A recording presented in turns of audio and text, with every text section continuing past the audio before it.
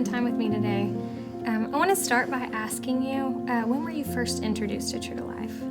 In 2013, I came up here and became a volunteer first, and then I met with a counselor and went into the mentor program. At that time, my life was in shambles, and it really helped me a lot, and I still continued to go through it because I still had goals that I had to accomplish. What was it like to have a mentor during that time when you say your life was in shambles?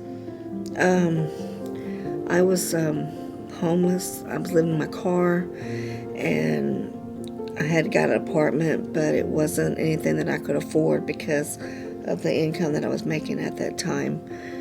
And but she was a very helpful. We did devotionals and stuff, and she was just there for me.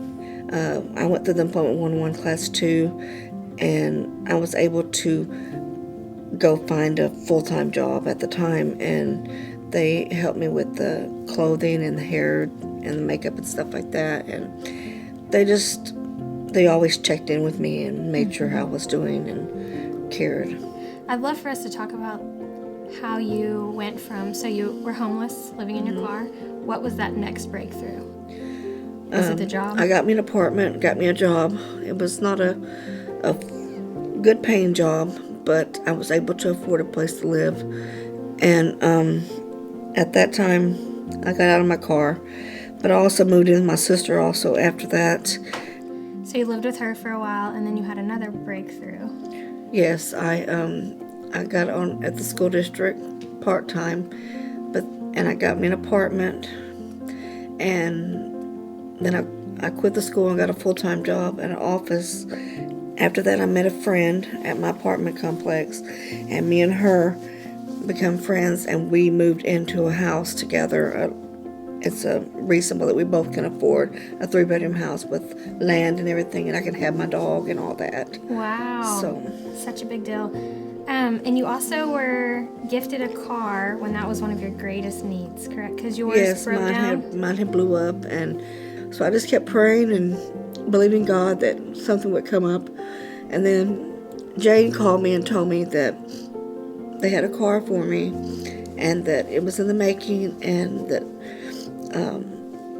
to get ready, that it was going to come. Someone had donated it. Someone had donated to y'all, and they wanted to see that someone received it that really needed it. And well, they got the right person. So what you're famous for around here is having joy and hope when it doesn't make any sense.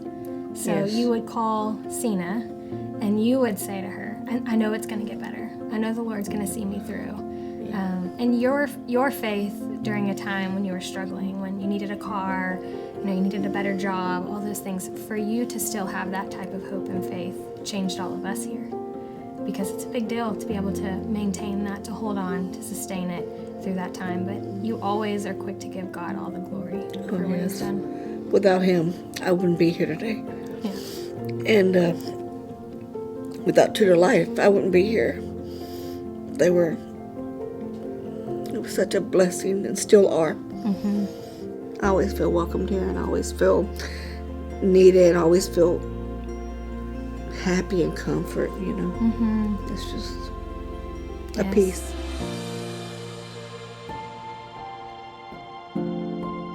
Thank you for supporting True to Life Ministries. Your generosity makes stories like this possible.